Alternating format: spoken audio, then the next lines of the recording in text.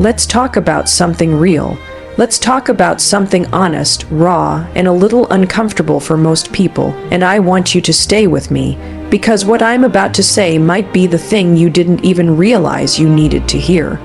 Having sex at least 3 times a week can make you more alive, more confident, more centered, more powerful, but not just in the way society likes to joke about it, not just in some superficial, giggly, media-fed way.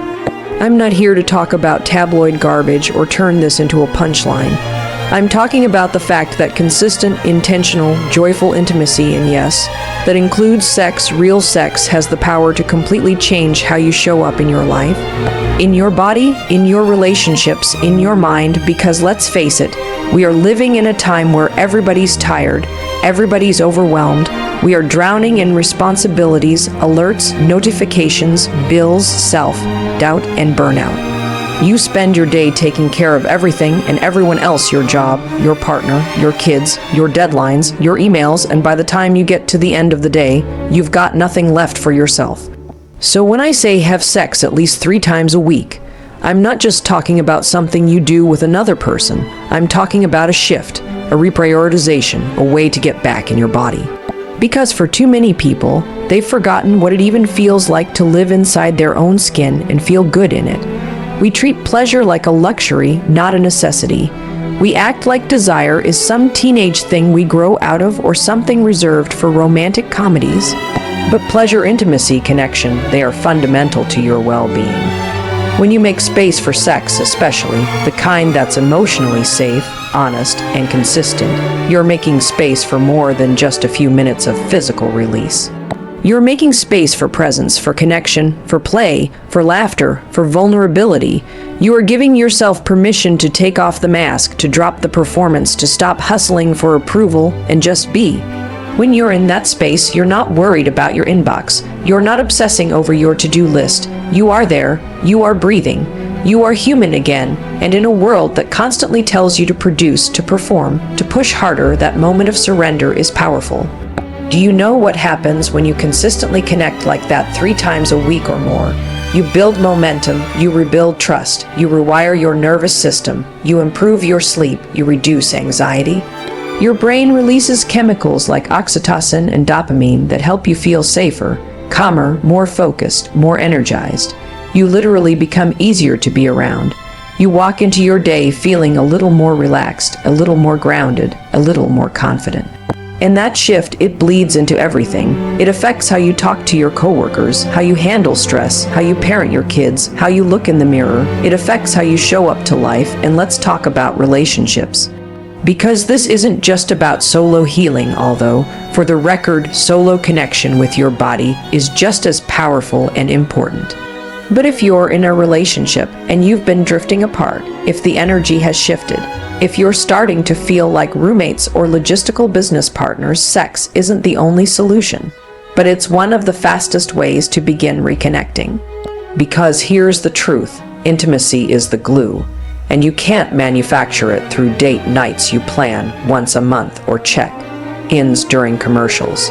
Intimacy, real intimacy, is built in the small moments. The touch on the arm, the joke in the kitchen, the decision to put your phone down and turn toward your partner, the courage to say, "I miss us." The decision to make space for sex, even when you're tired, even when it's awkward, even when you haven't done it in weeks or months and you feel nervous about starting again. It doesn't have to be perfect. It doesn't have to be a Hollywood montage.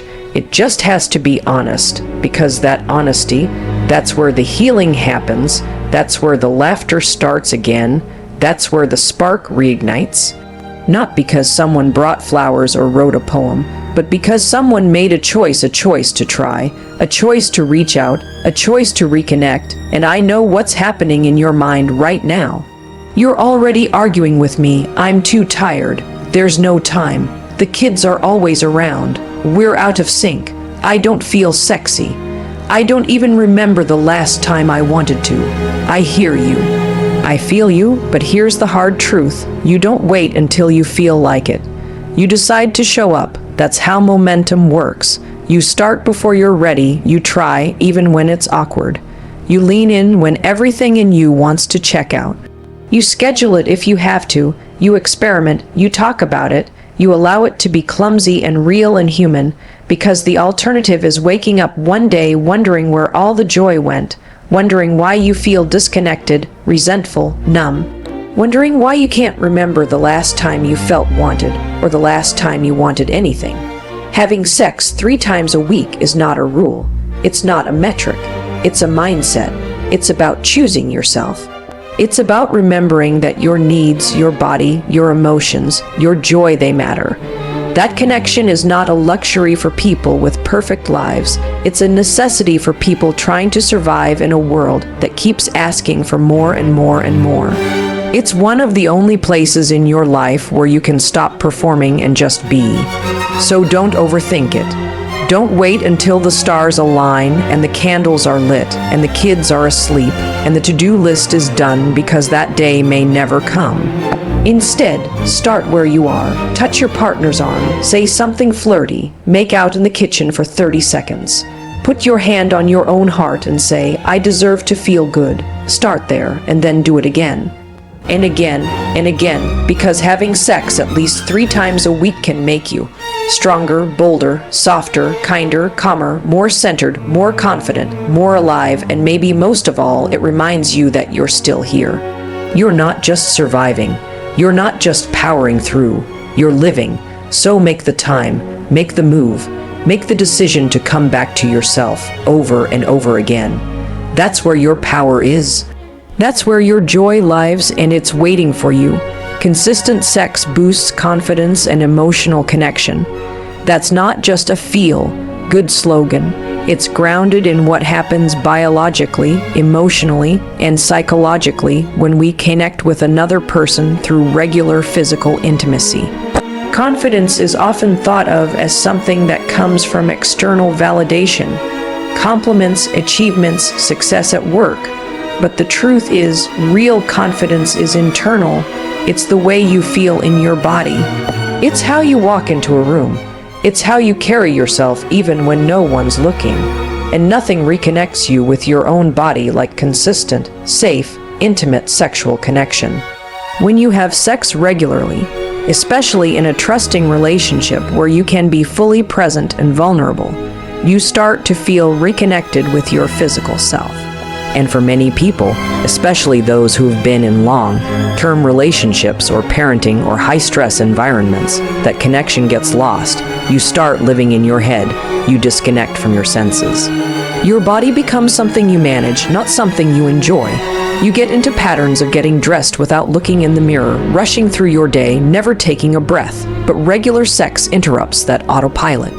It requires you to stop, be present, feel. You slow down, you pay attention to how something feels, not just how it looks. That awareness alone starts to rewire your confidence. This isn't about looking a certain way or being a certain size or living up to some unrealistic idea of sexy. In fact, the more often you engage in sex without focusing on performance, the more your confidence grows. Why? Because you realize that you are lovable, desirable, and worthy of connection exactly as you are. Not 10 pounds lighter, not with perfect lighting, just as you are. That moment of being chosen, of being wanted, of saying yes to yourself or to your partner. That moment is a confidence builder. And when it happens consistently, the feeling sticks. You carry it into your day. You carry it into your conversations. You start to soften the inner critic that says you're not enough, and it doesn't stop at the physical. Emotional connection deepens every time you prioritize intimacy.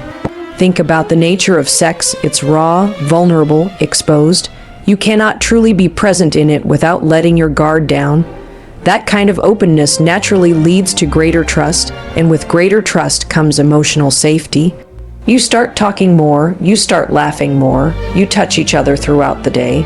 You become more aware of each other's needs. That consistency makes you feel like a team again.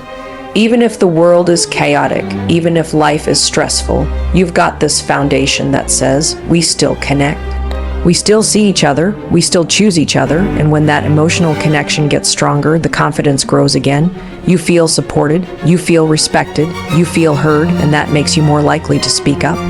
To take risks, to believe in your voice, because when the most intimate part of your life feels secure, it creates a ripple effect. It touches how you parent, how you lead, how you express yourself. You stop questioning your worth because you're regularly reminded that you are enough, that you are wanted, that you matter. There's also something about being seen, truly seen, that changes you. So many people go through life unseen, not just in public, but in their own homes with their own partner. They sit next to each other on the couch, but they haven't seen each other in months. When you have consistent sex, it's not just about the act, it's about the attention, the eye contact, the emotional availability. That 1 hour or 10 minutes where nothing else exists but the two of you, that changes something. It makes you feel valued, and when you feel valued, you value yourself more. You make better decisions. You take care of your body. You speak with more authority. Confidence becomes your default, not your aspiration. Regular sex also improves your mood, your energy levels, your sleep. Things that all contribute to how you show up in the world.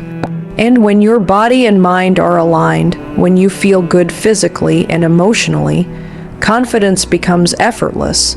It stops being something you chase and starts being something you radiate. Intimacy improves mental clarity and reduces stress. In a world where we're constantly overwhelmed by responsibilities, notifications, and expectations, the mind becomes cluttered and noisy.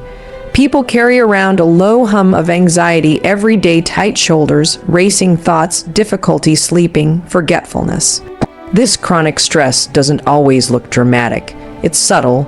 It creeps in as irritability, zoning out, or emotional disconnection from people you love. What many people don't realize is that one of the most natural, accessible, and healing ways to disrupt this stress cycle is through regular, intentional intimacy. Sex, when it's grounded in emotional connection and mutual safety, becomes a reset button for the nervous system. The science behind this is simple but powerful. During sex, and especially during orgasm, your brain releases a surge of feel-good chemicals, oxytocin, dopamine, endorphins. These are the same chemicals that help regulate mood, lower cortisol levels, and create a sense of trust and safety. Cortisol is your primary stress hormone. It spikes when you're overwhelmed, when you're worrying, when you're stuck in fight or flight mode. The problem is that many people live in that mode constantly. The body never comes down. Even when you're sitting on the couch or lying in bed, your brain is still spinning through all the things you didn't do, the conversations you replay, the future you're trying to control. Intimacy gives your body a reason to let go. It creates a physiological shift that signals to your brain, you are safe, you can rest now. This isn't just about the act of sex itself. It's about what intimacy requires. It requires you to slow down, to be present, to feel instead of think. It's one of the few spaces left in life where multitasking doesn't exist. You can't be checking your email and be emotionally connected at the same time. You can't be in your head and in your body at once. Intimacy pulls you out of your thoughts and into the moment, and that moment becomes a sanctuary from the storm.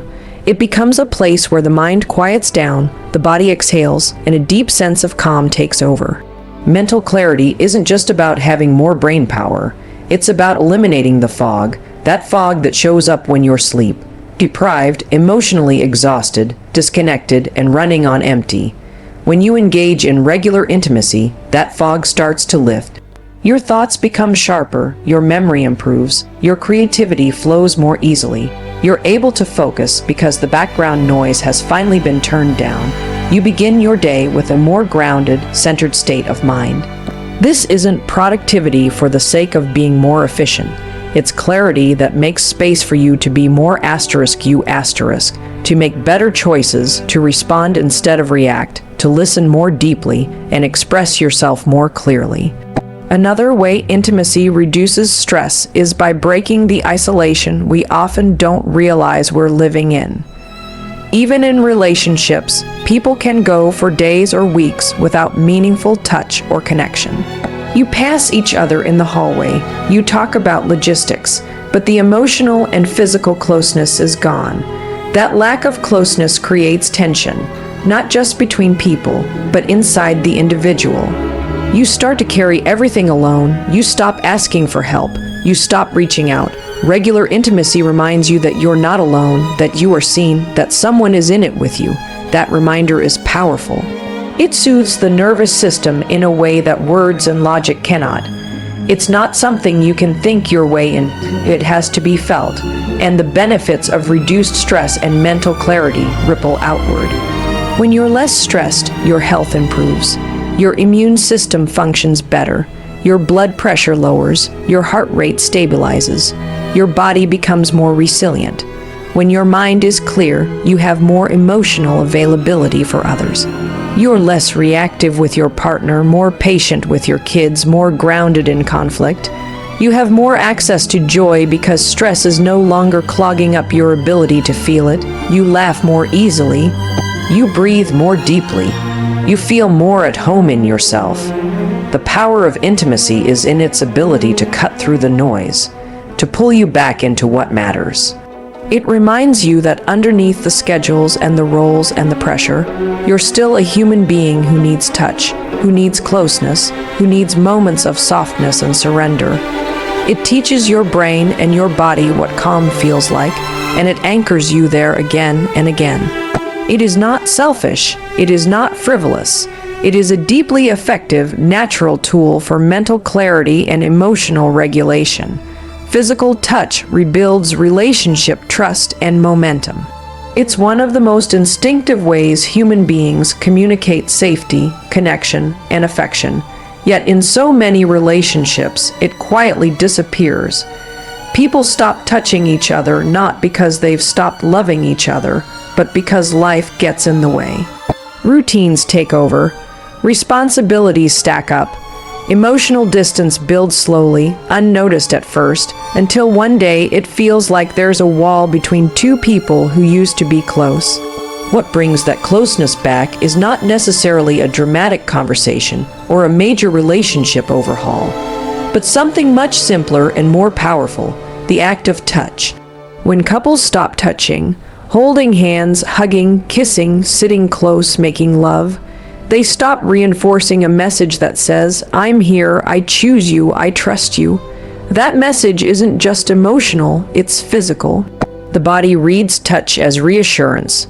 When someone you love touches you, oxytocin is released, often called the bonding hormone. It lowers cortisol, makes you feel more connected, and increases emotional safety. This is not abstract. It's real, measurable chemistry, and when it happens regularly, it creates a feedback loop. You touch, you feel safe. You feel safe, you trust more. You trust more, you open up. You open up, the relationship deepens. That is the power of touch. In relationships that feel strained, it's often because that loop has been broken. Maybe there was a period of stress, conflict, or emotional distance. Maybe one person felt rejected and stopped initiating, and the other interpreted that as disinterest. Over time, both people withdraw. The absence of touch then becomes a signal of something bigger. It says something's wrong, even if no one is saying it out loud. The longer it goes on, the harder it feels to bridge the gap. But this is exactly where consistent physical touch, especially through intimacy, becomes the turning point. It doesn't have to be complicated or even sexual right away. It can be a hand on the back, a long hug, a forehead kiss in the morning. These small moments send a big message: I still see you and I want to be close to you again. Momentum in a relationship isn't built through grand gestures, it's built through consistency. When you start engaging in regular physical touch again, you're rebuilding that consistency. You're creating new patterns that shift the emotional climate between you and your partner. Suddenly, conversations become easier, frustrations soften, the little annoyances don't carry as much weight. You're both less guarded, and that's because you're physically reminded over and over that you're in this together, that you're not adversaries, that the bond is still there, even if it's been quiet for a while. Touch also has a way of communicating what words can't.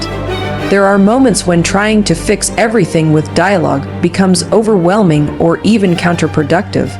When two people are emotionally activated, Talking sometimes makes things worse, but lying down together, holding each other, being close without needing to solve anything, that can be healing in a way conversation can't match. It's grounding. It brings the nervous system back into balance.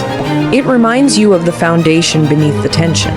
And once that foundation is felt again, real communication has a place to land. Physical touch also creates a shared rhythm. It's not just about sex, it's about creating a physical language that you both understand. A way of saying I love you without needing to speak. A way of checking in even in the middle of a busy day. When that rhythm is consistent, it creates a sense of emotional momentum. You're not starting from zero every time you try to connect. There's already movement. There's already trust being rebuilt, layer by layer, through simple acts of closeness. In long-term relationships, this momentum is especially crucial. You can't rely on the spark of newness forever. What keeps the relationship alive is not novelty, it's intention. And physical touch is one of the most accessible, powerful intentions you can bring. It doesn't take hours, it doesn't require a plan. It's available every day in small, meaningful ways. And each time you reach out, you reinforce the relationship's strength. You show your partner and yourself that closeness is still possible even after distance. That the connection hasn't died. It's just waiting to be rekindled.